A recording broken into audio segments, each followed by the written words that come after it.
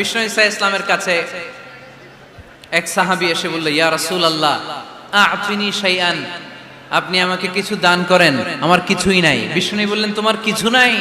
সাহাবী বললেন, ইয়া রাসূলুল্লাহ ঘরে আমার শুধু দুইটি জিনিস আছে। কয়টা? চিল্লায় বলেন কয়টা? এক হচ্ছে একটা জামা, দুই হচ্ছে পানি খাওয়ার একটা জগ। বিষ্ণু বললেন, এই দুইটাই নিয়ে আস। বিশ্বনবীর কথা শুনে ওই সাহাবী ঘর থেকে জামা নিয়ে আসলেন, পানি খাওয়ার জগ নিয়ে আসলেন। বিশ্বনবী সাল্লাল্লাহু আলাইহি ওয়াসাল্লাম ওনার মুবারক হাত দিয়ে এক হাতে জামা ধরে আরেক হাতে পানির জগটা ধরে সাহাবীদের দিকে উদ্দেশ্য করে বললেন, মাইয়াশতারি হাদাইন, এই দুইটা জিনিস কেনার মতো কে কে আছে দেখি। কয়েকজন হাত তুললো। বিশ্বনবী বললেন, কত দিয়ে কিনবা? এক সাহাবী বলে, ইন্নী আশতারিহিমা বিদিরহাম, ও নবী যদিও এগুলো আমার দরকার নাই, কিন্তু আপনি যেহেতু নিলামে ডাক তুলেছেন, ইয়া রাসূলুল্লাহ ইয়া হাবিবাল্লাহ, আপনার সম্মানে আমি 1 দিরহাম দিয়ে দুইটা জিনিস কিনে নেব। 1 দিরহাম, একটা জামা, একটা পানি খাওয়ার জগ, দাম কত? 1 দিরহাম। বিশ্বনবী বললেন, না না, 1 দিরহাম তো অনেক কম হয়ে যায়, মাইয়াজিদু আলা যালিক, এর চেয়ে বেশি দামে কে কিনবা? আরেক সাহাবী হাত তুলে বলতে লাগলো, ইয়া রাসূলুল্লাহ ইয়া হাবিবাল্লাহ ওয়া ইন্নী আশতারিহিমা বিদিরহামাইন, আমি এই জামাটার পানি খাওয়ার জগটা 1 দিরহাম নয় 2 দিরহামের বিনিময়ে কিনতে চাই। বিষ্ণু ঈসা ইসলাম ওই সাহাবাকে দিয়ে দিলেন। দিয়ে 2 দিরহাম নিয়ে যে লোকটা ভিক্ষা করতে এসেছিল তার হাতে 2 দিরহাম দিয়ে বললেন, যাও 1 দিরহাম দিয়ে ঘরে খাবার কিনে দিয়ে আসো, আরেক দিরহাম দিয়ে একটা কুঠার কিনে নিয়ে আসো। শুনতেছেন? কি কিনে নিয়ে আসো? কুঠার দিয়ে কি করে? গাছ কাটে। ওই সাহাবী কুঠার কিনে নিয়ে আসার পরে বিশ্বনবী নিজ হাতে কুঠারের মধ্যে একটা কাঠের হাতল লাগাই দিলেন। আল্লাহু আকবার। হাতল ছাড়া কুঠার ইউজ করা যাবে? বিশ্বনবী নিজ হাতে ওই কুঠারের ভেতরে একটা হাতল লাগাই দিলেন আর বললেন, লা উরিদু আন আরাকা 15 আইয়াম, এই কুঠার নিয়ে জঙ্গলে যাও, গায়ে অনেক শক্তি আছে, কাঠ কাটো, এই কাঠ কেটে বাজারে বিক্রি করো, সামনের 15 দিন যেন আমি আমার চোখের সামনে তোমার না দেখি। বিশ্বনবীর পরামর্শ অনুযায়ী কুঠার নিয়ে ওই সাহাবী জঙ্গলে চলে গেলেন। কাঠ কেটে বাজারে বিক্রি করতে করতে 15 দিন পরে 10 দিরহাম নিয়ে বিশ্বনবীর দরবারে হাজির হয়ে গেলেন। 10 দিরহাম নিয়ে বিশ্বনবীর কাছে হাজির হয়ে গেলেন। সাহাবী এসে বলল, ইয়া রাসূলুল্লাহ এখন আর আমার ভিক্ষা করা লাগে না, আমার গায়ে অনেক শক্তি আল্লাহ দিয়েছে, আই এম ভেরি এনার্জেটিক, আপনার দেয়া বরকতের কুঠার দিয়ে আমি কাঠ কেটে কেটে স্বাবলম্বী হতে শুরু করেছি। সুবহানাল্লাহ পড়েন। আমি এখন 10 দিরহামের মালিক। বিশ্বনবী বললেন, লা আইয়াহতাতিবা আহাদুকুম হুজমাতান আলা যাহরিহি খায়রুম মিন আইয়াসআলা শাইআন ফায়ু'তিয়াহু আও ইয়ামনাহু, যাদের গায়ে শক্তি আছে তারা ভিক্ষা না করে কাঠ কেটে পিঠে সেই বোঝা নিয়ে বাজারে বিক্রি করা অনেক ভালো। কারণ কারো কাছে যদি তুমি হাত পাতো সে দিতেও পারে, নাও দিতে পারে, আর কষ্ট করলে কষ্ট কোনোদিন বৃথা যায় না। চিল্লায় বলেন ঠিক কি না? বিষ্ণু ঈসা ইসলামের অনুপ্রেরণায় এই সাহাবা অল্প কিছুদিনের ব্যবধানে স্বাবলম্বী হয়ে গেলেন। What is the moral of the story? বিশ্বনবীর এই প্রফেটিক স্টোরি থেকে আমাদের কি শিক্ষা? লেসন নাম্বার 1, বিশ্বনবী চাইলেই ওই 2 দিরহাম দিয়ে বলতে পারতো, যাও খাবার দাবার কিনে ফ্যামিলিতে দিয়ে আসো। সে ওই 2 দিরহাম নিয়ে খাবার দাবার কিনে ফ্যামিলিকে খাইয়ে রাত্রে আবার ভিক্ষায় নামতো। কথা কন, রাত্রে কি করতো? ভিক্ষায় নামতো। বিষ্ণু ঈসা ইসলাম তাকে কাজ করে খাওয়ার জন্য উৎসাহ দিলেন। পাশাপাশি বিষ্ণু ঈসা ইসলাম পার্মানেন্ট সলিউশন দিলেন। এজন্য পার্মানেন্ট সলিউশনের ব্যবস্থা করতে হবে। অনেকে আমরা যাকাত দেই, যাকাতে শাড়ি দেই, যাকাতের লুঙ্গি দেই, আছে না নাই? লক্ষ্মীপুরে এরকম দেয় নাকি? কি দেয়? হ্যাঁ, গাড়ি, গাড়ি দেয়, শাড়ি না।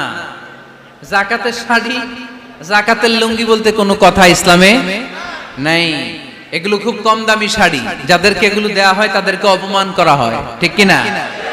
আল্লাহ বলেছেন, ওয়ালাকাদ কাররামনা বানি আদম, I have dignified the status of the sons of Adam, আমি আদমের সব সন্তানদেরকে সম্মানিত করেছি। সুবহানাল্লাহ পড়েন। আপনাদের চেয়ে সম্মানিত কেউ আছে? মানুষের চেয়ে সম্মানিত গোটা বিশ্বে আর কোনো মাখলুকাত আছে নাই। এজন্য যাকাতের শাড়ি দেয়া যাবে না, যাকাতের লুঙ্গি দেয়া যাবে না। যাকাতের শাড়ি আপনারা দেখছেন, এটারে একবার ধোয়ার পরে দ্বিতীয়বার পরা যায় না। মশারি কি পাতলা, এর চেয়েও পাতলা। এই জন্য জাকাতের শাড়ি, জাকাতের লুঙ্গি বলতে ইসলামে কোনো পরিভাষা নাই। আপনাকে স্বাবলম্বী করে দেওয়ার চেষ্টা করতে হবে। যারা লক্ষ্মীপুর জেলায় বিজনেস ম্যাগনেট আছেন, তারা একসাথে হয়ে একটা স্ট্রং জাকাত ম্যানেজমেন্ট প্ল্যাটফর্ম করতে পারেন, যেখান থেকে আপনারা বিভিন্ন থানায়, বিভিন্ন গ্রামে বাছাই করে করে কিছু ভাইদেরকে জাকাত দিতে পারেন স্বাবলম্বী করার উদ্দেশ্যে। যেই ফ্যামিলিকে আছে, কি নাম এটা, পল্লী উন্নয়ন ক্লাব, মাশাআল্লাহ, যাকাত ফান্ড দিয়ে বিদেশে লোক পাঠায়। এর চেয়ে সুন্দর পদ্ধতিতে যাকাত বিতরণ আর হতে পারে? যেই লোকটাকে, যেই ছেলেটাকে বিদেশে পাঠানো হয়েছে, ওই ফ্যামিলিটা আর কোনোদিন যাকাতের শাড়ি নেওয়ার জন্য লাইনে দাঁড়াবে?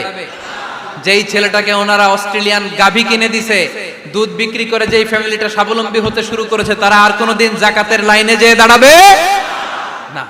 এজন্য যাকাত দিতে হবে স্বাবলম্বী করার জন্য। ইসলাম আমাদেরকে এটাই শিখিয়েছে, কাজ করে খেতে হবে। কাজে লজ্জা নেই, লজ্জা হচ্ছে অলসতায়। লজ্জা কিসে? আজকের আলোচনা থেকে এটা মুখস্থ করে নিতে হবে, কাজে লজ্জা নেই। লক্ষ্মীপুরের ইয়াংস্টারেরা শ্রমে লজ্জা নেই, পরিশ্রমে লজ্জা নেই, লজ্জা অলসতায়। লজ্জা কিসে? আরো জোরে। নবীরা কি এমনি এমনি বসে বসে খাইছে? কঠিন পরিস্থিতিতেও নবীরা পরিশ্রম করে উপার্জন করা লেগেছে, ঠিক কিনা? সাইয়েদনা মারিয়াম আলাইহিস সালাম, যার নামে আল্লাহ তাআলা কোরআনে একটা সূরা দিলেন, উনি পৃথিবীতে এমন একজন মহিয়সী নারী, যেই নারীর গর্ভে, যেই নারীর পেটের ভেতরে স্বামীর স্পর্শ ছাড়া সন্তান দিয়েছে কে? সাইয়েদনা ঈসা আলাইহিস সালাম পেটে আসলেন। মারিয়াম আলাইহিস সালাম লজ্জা পেলেন, হায় হায়, কেমন করে এলাকাবাসীদের কাছে আমি আমার মুখ দেখাবো? বিয়ে করি নাই, স্বামী নাই, বিয়ে হয় নাই, স্বামী নাই, কিন্তু পেটে সন্তান চলে এসেছে। হায় হায়, এলাকায় কেমনে মুখ দেখাবো? লজ্জায় পড়ে মারিয়াম আলাইহিস সালাম এলাকা থেকে চলে গেলেন। কি অবাক করা কাণ্ড! বাচ্চা ভূমিষ্ঠ হওয়ার জন্য, বড় হওয়ার জন্য 6 মাস 7 মাস লাগে নাই, পেটে বাচ্চা আসার সাথে সাথে বাচ্চাটারে বড় করে দিয়েছে কে? সাইয়েদাতুনা মারিয়াম আলাইহিস সালাম এবার বসে পড়লেন, বুঝতে আরম্ভ করলেন প্রেগন্যান্সির পেইন উঠেছে। হঠাৎ করে পেট থেকে বাচ্চা ভূমিষ্ঠ হয়ে যাওয়ার পরে উনি কাঁপতে আরম্ভ করলেন। ক্ষুধার চোটে খাবার কিছু নাই, সামনে ঝর্ণা, উপরে একটা খেজুর গাছ। সাইয়েদনা ঈসা আলাইহিস সালামকে কোলে নিয়ে মারিয়াম আলাইহিস সালাম মনে মনে ভাবে, হায় রে, কেউ যদি একটু খেজুর পেড়ে দিত, এই ক্ষুধার মুহূর্তে আমি খেজুর খেয়ে পেটের ক্ষুধা নিবারণ করতাম। রব্বুল আলামিন মারিয়ামকে উদ্দেশ্য করে আয়াত নাজিল করে দিলেন, ওয়া হুজ্জি ইলাইকি বিজিযিন নাখলাতি তুসাকিত আলাইকি রতবান জানিয়া। কোরআন সাক্ষী, হুজ্জি ইলাইকি বিজিযিন নাখলা, এর মানে হচ্ছে মারিয়াম, কেউ পেড়ে দিবে না, একটু কষ্ট করে হাতটা উঁচু করে খেজুরের ডালা ধরে ঝাঁকুনি মারো, টসটসে কাঁচা পাকা খেজুর নিচের দিকে পড়বে, তারপর তুমি তুলে খাবে। সুবহানাল্লাহ পড়ে। আল্লাহ চাইলে অটোমেটিক্যালি কারামাত হিসেবে খেজুরগুলো নিচে ফেলতে পারতেন না? কথা কোন? খেজুরগুলো অটোমেটিক্যালি নিচের দিকে পড়ছে? পড়ে নাই। আল্লাহ শিক্ষা দিয়েছে, যেই পরিস্থিতিতে থাকো না কেন, তোমাকে শ্রম ব্যয় করে, কষ্ট করে তোমার উপার্জন করতে হবে, রিজিকের বন্দোবস্ত করতে হবে। চিল্লায় বলেন ঠিক কিনা?